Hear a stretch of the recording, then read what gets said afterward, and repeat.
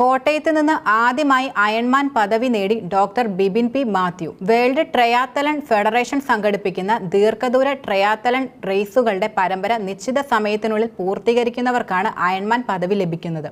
ഇത് ലോകത്തിലെ ഏറ്റവും ബുദ്ധിമുട്ടുള്ള കായിക ഇനങ്ങളിൽ ഒന്നായാണ് കണക്കാക്കപ്പെടുന്നത്.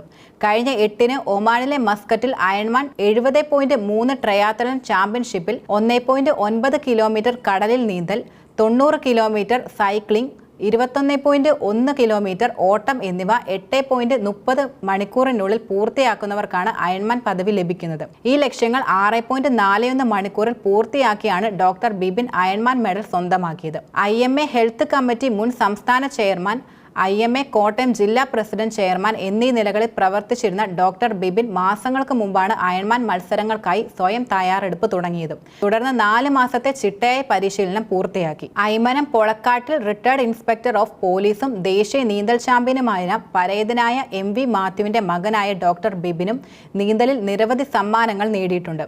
Thellakam Caritas Matha, Kottayam SH medical centre, Bharat എന്നീ ആശുപത്രികളിലെ general and laparoscopic surgeon senior കൺസൾട്ടന്റുമാണ്.